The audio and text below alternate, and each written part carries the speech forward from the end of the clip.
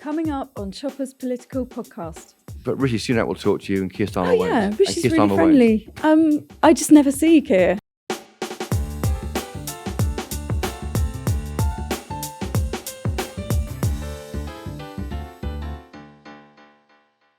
Welcome back to Chopper's Political Podcast, recorded at my favourite pub a stone's throw from the gates of the Houses of Parliament.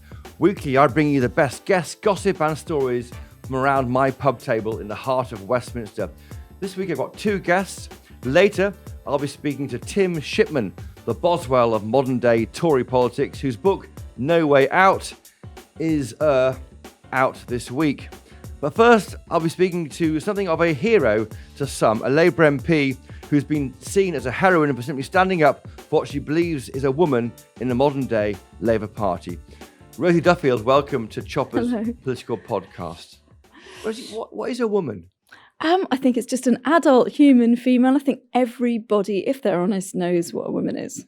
And that very thing you've said there is what's made you so controversial Apparently in the Labour so. Party. Now, why Yeah. is that controversial in the Labour Party? I think because we have an awful lot of very young student activists. A lot of people have conflated, for some reason, I'm not sure when this happened, the idea of gay rights, trans rights, being sort of anti-women's rights, which is obviously a load of absolute rubbish. Well, yes, some would say that that's, people going through changes, but I think there's been a change of thought on this since that Cass report came out from that paediatrician. Are you getting more support now for your position? Yeah, I mean, I think what she's done is she's vindicated those of us who've said, let's have a pause, let's question whether it's right to treat children as though they can make these life-changing medical decisions when they're literally children, and we don't allow them to make decisions on anything else because why would we? Their brains haven't developed. And we're talking about decisions to mutilate your body that are irreversible. So she's just saying, let's pause and wait. There's nothing anti-trans about that. It's just children being safeguarded. Why did you fall out with your party over this, what some would say is a basic I think because very many of these activists weren't really listening to the evidence or prepared to. I suspect, as lots of women in this sphere do, that it's basic misogyny and sexism because women were speaking and saying, hold on a second, we've got this evidence, let's think again. And it's not a coincidence that an awful lot of the time when we met, we had to meet in secret, and the people outside Who's we? Women, women's groups, women's political even MPs. groups. Yeah, even Meeting MPs. in secret? Yeah, in secret. Locations not revealed till the last minute. And the people outside were mostly young men. They still are mostly young men wearing balaclavas.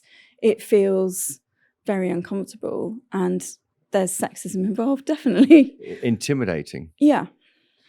And you found lots of support from the Tory side, didn't you, on this? Yeah, I mean, certainly in Parliament. I think because we're just talking about ideas. You would think that to be a politician, you have to be open to thinking about things deeply, reading everything before you vote on it or make pronouncements or have an opinion on it.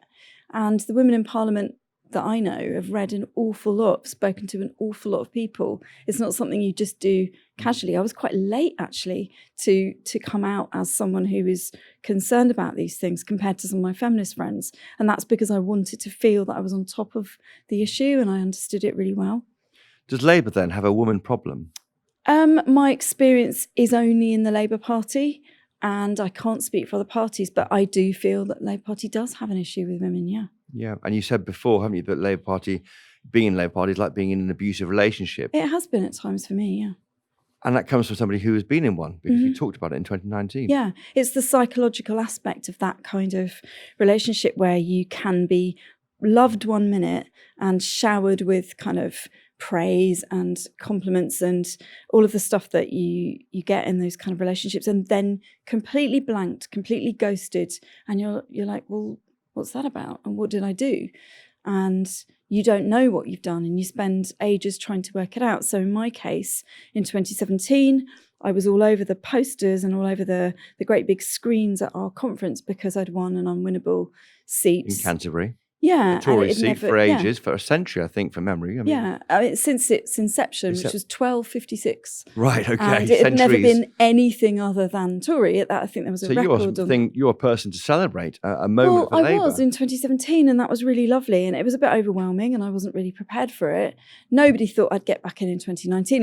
It was seen as just a blip. I was just this silly woman who happened to be in the right place at the right time, and now I am not remotely celebrated. It's the exact opposite. It's that I'm not in the fold, I'm not spoken to or about, and I sit and I watch, as a woman who's been there nearly around about 7 years, still the only Labour MP in my county of 2 million people, and Kent is on the forefront. I've got a rural agricultural seat. I'm in the heart of tourism in the southeast. We're the most affected by Brexit. I shouldn't have won, and then my majority went up in 2019 by 10 times. You would think I might have something to offer, but I am completely blank while I watch these brand new MPs going straight to the front bench. I mean, that's the sort of abusive feeling, if you like. Gaslighting, is it? It feels like that. It feels like the things I've achieved in Parliament are completely irrelevant to my own party. And what's the worst abuse you've received? You said you've been heckled in the chamber when you've been speaking. Yeah, I mean, that I'm used to that. But what kind of things are being said? Sometimes friends see me speak and they see that I look very nervous, and it's not really like me to hesitate or stumble on my words, but it's become more a thing I do when I speak in the chamber, because what you can't necessarily hear or see when you're watching on television is that there's normally a row behind me of Labour MPs chuntering non-stop comments about transphobes or whatever, not necessarily directed at me, but they know I can hear it. It's really uncomfortable, and I'm often sort of looking across the chamber to allies and making eye contact. Tory allies. Yeah, just to sort of keep me feeling a bit stronger. So, what kind of things are they saying to you? I mean, they're not necessarily saying things to me apart from rubbish and nonsense. But I mean, the other day when we had Victoria Atkins talking about the Cass review, some very senior MPs were sitting behind me, Labour MPs, and they were saying, "Ridiculous woman," every time she spoke. So it wasn't constructive comments. It's kind of just, you hear that all the time, and it's putting you off. And you just think she's just making actually a widely well-received and sensible statement on this issue, but ridiculous woman, and do you want to ban all gay children? Those kind of heckles all the time do get into your head, actually, quite a bit. When did you last speak to Keir Starmer about this? Keir and I last had a conversation in September 2021, the week before Labour Party conference.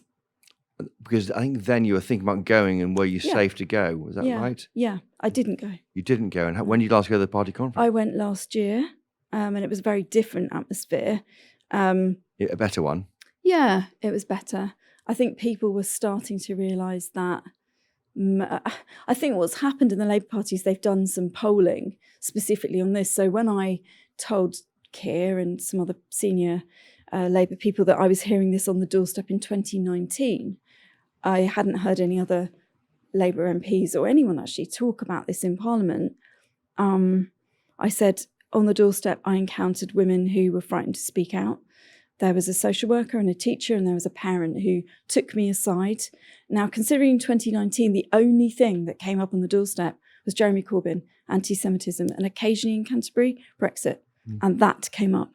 So that's noteworthy. I didn't really have anyone talking about the economy. I didn't really have anyone talking about the environment, actually, which was a surprise in Canterbury.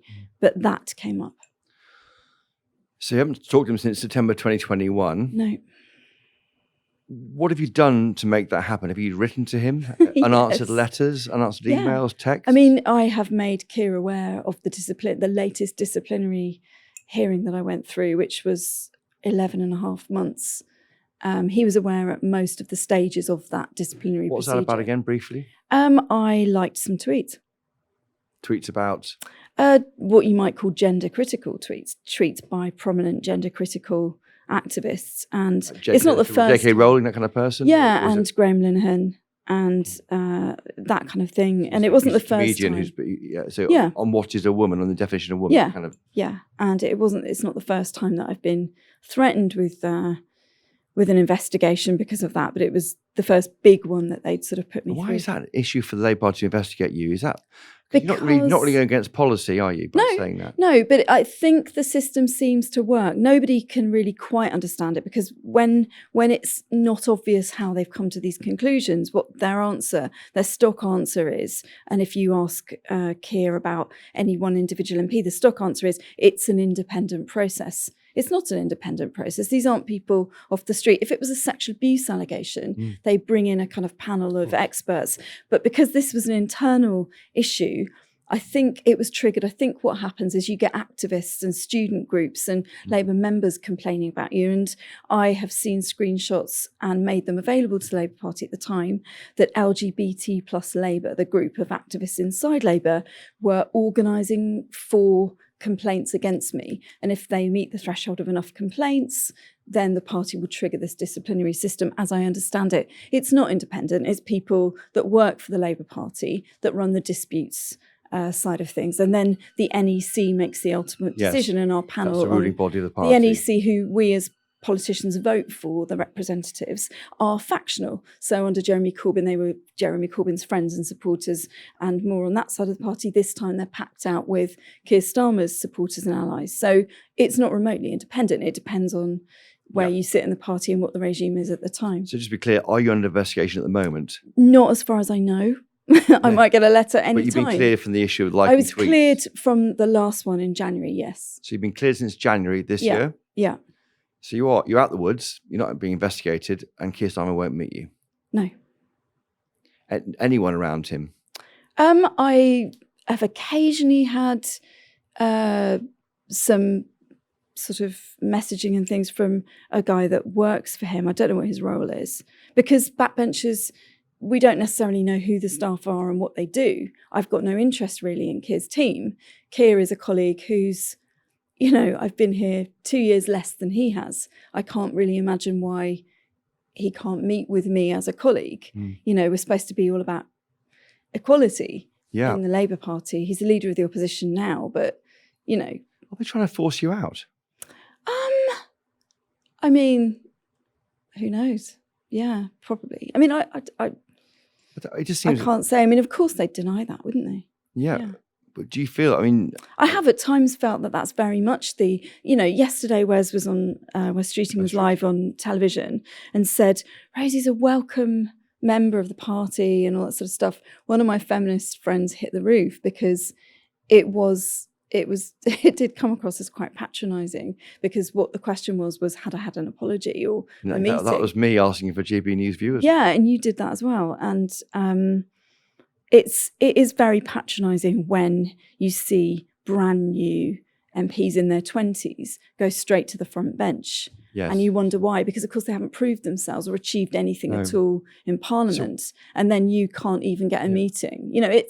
It's odd. And you've thought about, you're going to stand again at the election, aren't you, this year? I love my job. I don't want to leave my job, and I'm hardworking. And I think, my team and I are quite successful, actually. Well, if you're increasing your majority in a former Tory seat, that's success. You would never join the Tory, though. That's a big jump. Of course I've got friends on the other side. We were voting on the smoking bill a couple of days ago, and I walked through the lobby having a really nice chat with the Prime Minister. He's a very nice man, and we were talking about films and television and just children and, ordinary chit-chat. And I have got some friends on that side, but there are some really basic and fundamental ideological differences, like refugees and like Brexit, and I couldn't square that with myself. No. And also I think I'd be letting down my constituents. But Rishi Sunak will talk to you, and Keir Starmer won't. Yeah, Rishi's really friendly. I just never see Keir, actually. So, do you think a man taking a similar stance as you would get as much grief as you're getting? No. Wes is saying...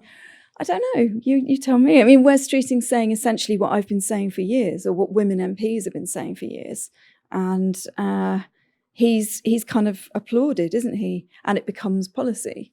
I am tolerated. It's unbelievable, isn't it? Modern day politics. I'm surprised and disappointed. Yeah. And probably it's likely the next leader of the Tory party is going to be a woman as well. Yeah, it looks like it from the who might succeed, Rishi Sunak, if they lose the election.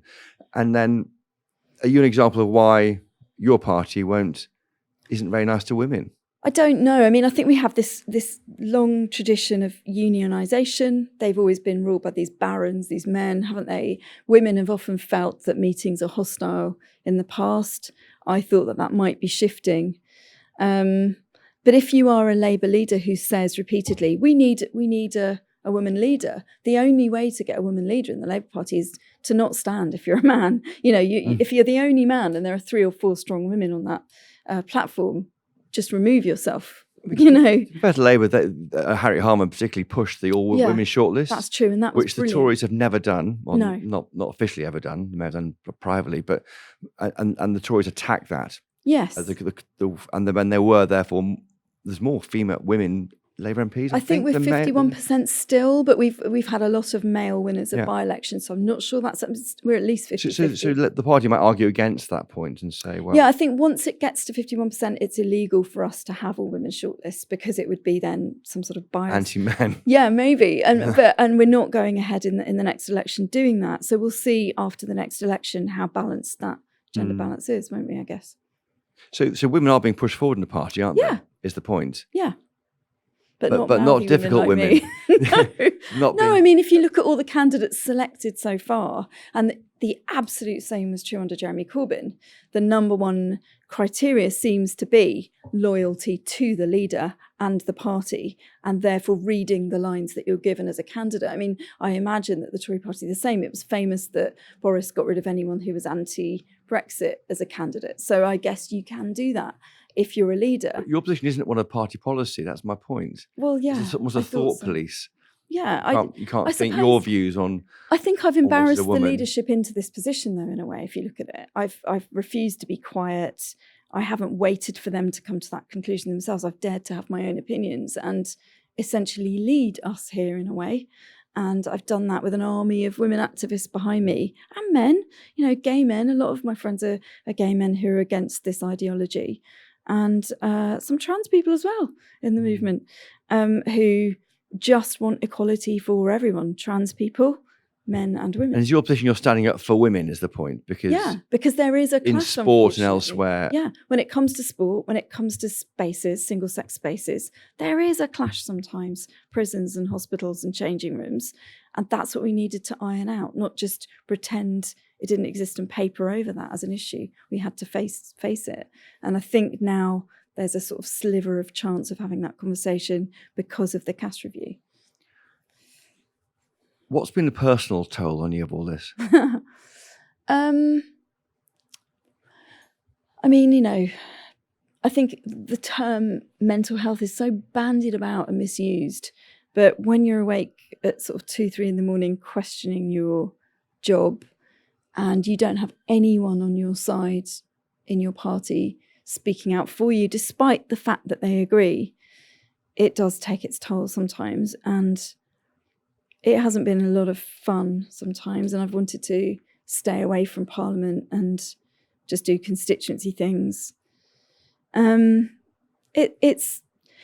a couple of strands to it. There's knowing that colleagues agree with me but will not speak out. That's a particular kind of torment because they agree. They're kind to you in the tea room. They might buy you a cup of tea. They'll sidle up to you and say, well done. But they absolutely won't put their very safe seat on the line, or they won't be brave, or they won't... Or their careers on the line. I think a lot of it does come down to wanting a front bench job, and I hate that. I hate that that's true, but it is. And that's particularly upsetting. And then there's people who don't agree with you, who are tweeting certain things or getting together in gangs and at work. It's a bit like the playground, really. And some of those people have consistently complained about me to the party and the chief whip, and knocked on his door and sort of complained about me relentlessly for the last couple of years. That's not very nice. So how do you get up in the morning after waking at 3 a.m, pondering what's the point of all? Sometimes it hasn't been easy, if I'm honest. Sometimes it hasn't been easy. No. But you do. Yeah, I have to. I'm in a massively privileged position. There's only 650 of us. And if I'm doing it all wrong, if I'm getting it all hopelessly wrong for my 120,000 constituents, they will vote me out when the time comes. So until then, I have to keep going. You look at other women in public life, maybe Kate Middleton, she gets lots of grief online. God, yeah, I wouldn't want to be her. Do you sort of understand what she goes through? I mean, you're in quite a unique position, I think. To a certain degree, yeah. I think all of us putting our head above the parapet, we still get more abuse than all men of us in women. a similar. Yeah, all of us women get more abuse than men in a similar. I mean, it's different abuse. Men are more slightly tease each other more, I think, and women we can have some really bloody nasty comments. I mean, the comments I see about me from complete strangers or bot accounts often get down to, if they can't say anything clever about policy disagreements, they will slag me off as, you know, the stereotypical slagging off terms for women. And it's usually about my personal life or my appearance or something. That's dreadful, not very nice. It's not very nice. How do you censor those comments? I've become really familiar with the block just block them thing, and also women in Parliament who have had threats and things, we get our social media monitored now, so that helps. By the authorities. Yeah, that helps. They can step in. You haven't called the police in, have you, about anything? I've got a court case that's going through at the moment. The threshold's pretty high with death threats. They have to be credible, and there's one going through at the moment. Yeah. But you look at other women in public life, maybe like Kate Middleton and the rest, and you think, I know what you're going through. Yeah, I mean, she's had a really rough time, hasn't she? And on the other side, so has Meghan Markle. I mean, the way that both of them, whichever camp you're in, the insults are about the same, aren't they? They're about personal things or appearance or, really it's a low. We haven't advanced much, have we, in our society? I guess we forget, we think we have, don't we? We think we've evolved, but actually we're still in the playground. We're still medieval people, really. And just finally, you haven't thought of giving it all up. You're selected to fight the election this year, as you said. I am, yeah. But I think all MPs have had that dark night of the soul. I think we'd be lying if we said we hadn't. And yeah, when it gets too much, you do think, am I achieving anything? What's this for? And then you remember that you have helped people in your own constituency and that's worth it. And keeps you going, doesn't it? Yeah, and I've changed policy as well. And I may not get any credit for it, but I know I've done it. So, that helps. You're going to win, are you? I would think so, unless something awful goes wrong. Yeah, I hope so. Well, Rosie Duffield, thank you for joining us today. Thank you. For an interesting chat, a thought-provoking chat on Chopper's Political Podcast. Thank you. Thanks. With me now is Tim Shipman, the chief political commentator at the Sunday Times and one of the most preeminent political journalists working in Westminster. He's got a new book out called No Way Out and one in a few weeks' time called Out. His first one was called All Out War, the full story of how Brexit sank Britain's political class. And that book really set the cat amongst the pigeons when it came out back in 2016, shortly after the EU referendum vote. The second one was Fallout, a year of political mayhem. Since then, a 7-year gap. Why the long gap, Tim Shipman? Well, quite a lot happened in that time, and every time I thought I was nearing the end of the book, the Conservative Party rewarded me with another 100 pages. At some points, it appeared that it was a new chapter every week. And if you read No Way Out, certainly the early part of 2019, certainly every sort of 2 or 3 weeks there's another chapter of total mayhem. And more, on a personal level, I had a couple of kids along the way and got to try and be a dad as well as a writer. It's a solitary life, writing. Yeah, it's quite a selfish life, and balancing that with bringing up kids and being a good husband is not always straightforward. Are you an author or a journalist? What are you now? Oh, I'm still a hack. Good. Andrew Marr wrote a book and he called it My Trade. And there's lots of people who sort of fancily regard this as a profession, and they're completely wrong. It's chiselling from broken rocks, isn't it? It's the indifferent cold face of truth, I think. Yeah, and I like writing. Writing's what I'm good at. I enjoy seeing the connections between things, putting structure on chaos. But ultimately, I still, at nearly the age of 49, get a kick out of getting something new, getting a nugget that nobody else has got, get a quote nobody else has got. And I think if you lose that, journalism, particularly Westminster journalism, can be a young man's game. But you and I are still going strong, Chopper, because I think we've both got that sort of scent of mischief in our nostrils. And when we find out something that nobody else has found out, we still get a little bit of a thrill out of that. It's the best feeling, isn't it? Yeah, it's great. It's like a drug almost. Oh, totally. Yeah. No, I mean, I've got all sorts of terrible afflictions, but being addicted to news is one of them.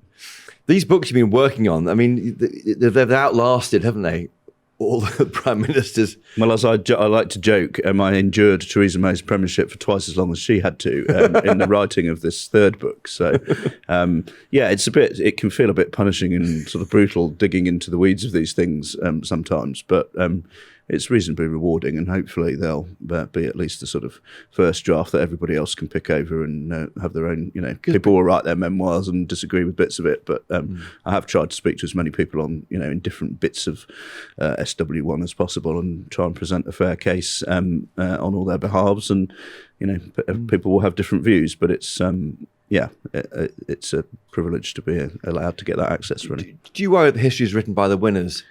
So the winners dictate the narrative, not the losers so much? Well, I think that's always been a case with history. Though Winston Churchill said, history will be kind to me because I shall write it myself.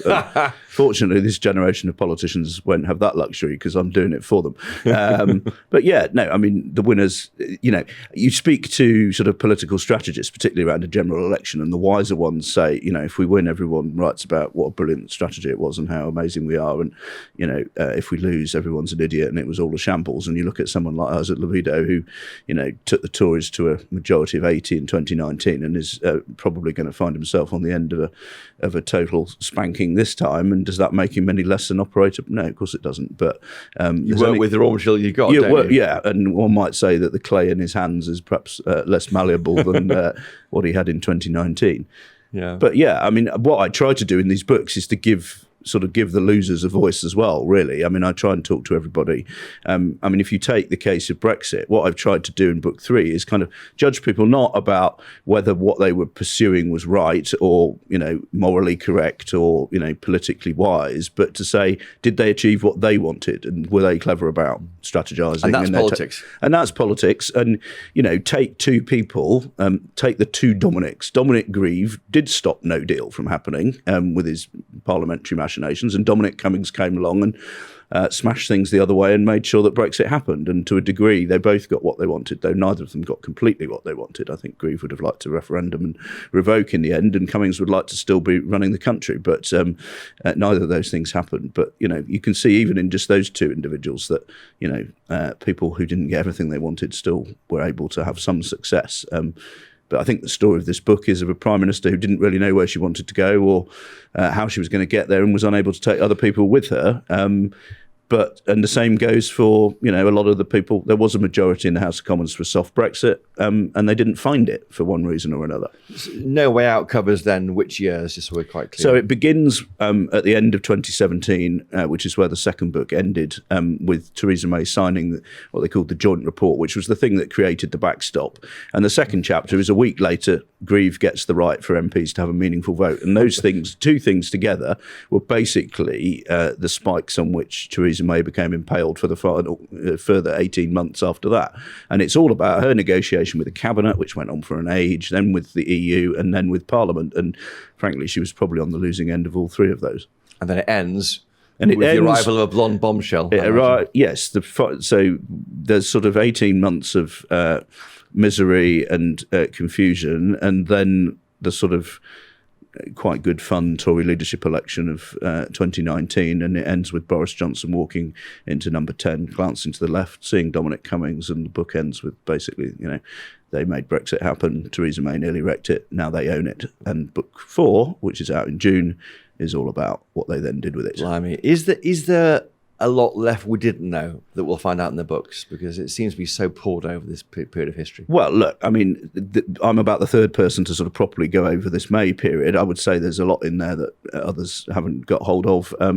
None of it's sort of blow the doors off sensational, but I think there's, particularly around Geoffrey Cox and the legal advice, there's some new stuff there about how his part was of which not... you broke at the Sunday Times originally. Yeah, that's right. I mean, we splashed on the key phrase from Cox's legal advice, but there's the chapter on Cox going to Brussels and the sort of culture clash that he had with Ollie Robbins and the EU. and then warning Theresa May 6 times that what she was about to sign up to was not going to free us from the...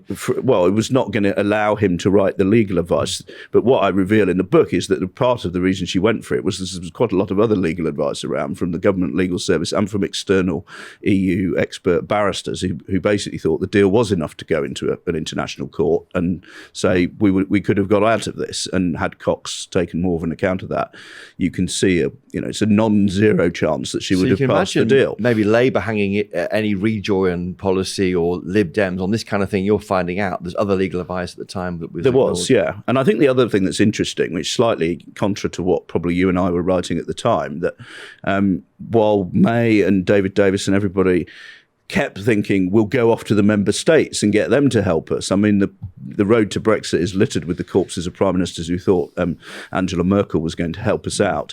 But the people who actually did help us out, weirdly, were Jean-Claude Juncker and Martin Zellmeyer, whose reputation in this country is basically a drunk and a monster. And they actually, the council... the bureaucrats in Brussels who look after the member states, they thought Theresa May's deal was sort of a load of nonsense, really. They would have preferred what Boris Johnson ended up with. They thought it was cleaner and simpler, not a sort of half-in, half-out model. But in the Commission, they kept going back and sort of trying to help Theresa May. And the real story of the negotiations was not Michel Barnier sitting in a room. It was that Oliver Robbins was going off and meeting Zellmeyer on the top of hotels and in secret restaurants far from the action in Brussels. And a lot of the time, when they got to a sort of crunch moment, they would kind of do a deal in principle. And then Barnier and Sabine Weyand in the negotiating team were effectively told what they were supposed to sign up to because Juncker wanted a deal. And that sort of gives a more nuanced position. I think if you're Keir Starmer or if Rishi Sunak were to pull off a miracle and still be there and think about, how to go about negotiating with the EU in future, and Which they will do. By the way, there'll be a complete 2025. Well, there's a chance to revisit aspects of the deal in 2025, but I think it would just be a constant process of negotiation. To be honest, I mean, now that a bit of the heat's been taken out of it, a lot of people in Whitehall tell me that a lot of the problems with that deal are being quietly sort of ironed out between the civil service and the Commission. And the Commission, while it has its red lines and was pretty truculent at times, was still prepared to actually do a bit of they make deals. That's what they do there. They negotiate. They like getting deals. So there's always going to be capacity for a British Prime Minister to go over there and talk turkey and get something done. Have your books allowed you a better understanding of why politicians do things? I mean, yes and no. I mean, I think they do things for a range of reasons. And some of the criticism of my work in the Sunday Times and in these books is that I focus a bit too much on the personalities and it's all gossipy, the soap opera, all of that sort of thing. I mean, my argument would be that at least 50% of domestic policy making, at least, is to do with people's personal ego, their personal ideologies, their ambitions, their desire to get on themselves. Legacy, dear boy. Or to stop somebody else getting on, or their desperate quest for legacy. A lot of what happens in Westminster happens because of ego. It doesn't happen because of some principled stance. But I think what I've learned really in writing so much about all of these is that, to succeed in politics, you don't need Theresa May's sense of mission or a particularly deeply felt ideological position. You need some of that to have a kind of compass for where you want to go in life. But you really need to devise a proper strategy, work out where you want to get to, work out the tactics by which you're going to get there, and have some ability to take other people, both in your party and MPs, but also the country with you. And it's remarkable how few politicians sort of sit down and think like that. They just sort of get there. You see new ministers go into a department. There's never any sort of strategy or kind of narrative that comes out of those. I mean, people like Michael Gove are an exception to that. But a lot of them go in, get captured by the department, and everything just continues as normal. I mean, Liz Truss calls them little child emperors sitting in their offices, having some food brought to them. Yeah, and they can't do much. I mean, I think Liz Truss is quite correct in a lot of her analysis about Whitehall and a lot of her analysis about what's wrong with the government and her analysis of the deep state. I don't think Liz Truss is very accurate in her analysis of Liz Truss. And that's that's the weakness of Liz's new book. It's the message, not the message sometimes. It's not terribly self-aware. And I think perhaps, she has damaged a lot of the case that she makes by being the one making it. have you left things out because people have begged you not to put things in a book? Because the books are different to newspapers and websites because they have a feeling of permanence about them. They're on the shelf. Well, look, you've got to think about people's reputations. I mean, I guess I'd put some... What's the best thing you've left out then?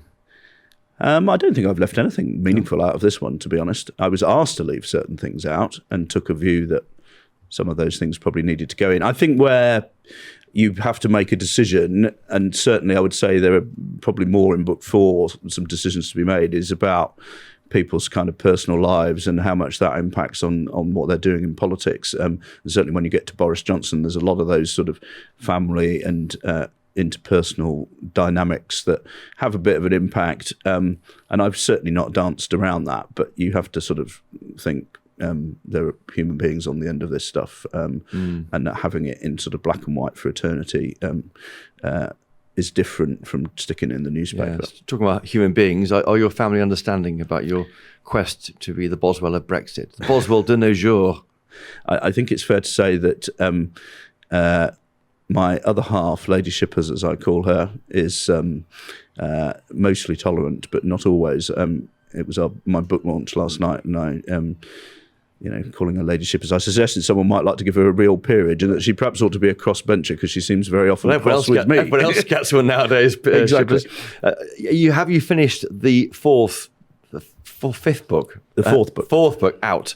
I've got about 3 weeks' work to do on it. I have a full draft, but I'm working in extra transcripts, and now I've got to take account of Liz Truss's book, which does have some interesting stuff in it. So I'll weave a little bit of that into it. Are you like Steve Redgrave at the end of the Olympics, that if I get in a boat again, shoot me? So will you now say, if I do another book, I can shoot you? Well, that was my planned speech for the book launch of the fourth, which is I'm not doing this again for a while. No, I've got a bit of interest from some publishers in doing a novel, and there's some appeal in writing a sort of made-up version of Westminster, and I'm quite into espionage novels as well. So something that combines a bit of those is something I'll probably have a crack at, but with less time pressure and less, need to get the facts right.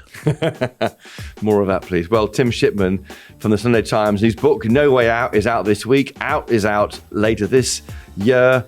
Thank you for joining us today on Chopper's Political Podcast. Thank you. Great pleasure, Chopper. Thanks to my guests today, Rosie Duffield and Tim Shipman. I'd love to know your thoughts on what Rosie and Tim had to say today. I tweet at Christopher Hope on X, and you can email me chopper@gbnews.uk. If you enjoyed this podcast, please do tell your friends. And if you really enjoyed it, please leave a 5-star rating and a review on Apple Podcasts and Spotify to help other people find it. Thank you, brilliant GB News team behind this podcast, a cast of thousands: Mick Booker, Jeff Marsh, Rebecca Nunes, George McMillan, Alistair Talentaire, Oliver Costello, Paul Nell, Hassan Raza, and many others. And thank you for all their help, and thank you to you for listening. If you want more Chopper in your life, and frankly, who doesn't, please catch me weekly on GB News at midday on Wednesdays for PMQs Live, and you can keep up to date with our political reporting on our website. Until next time though, cheerio!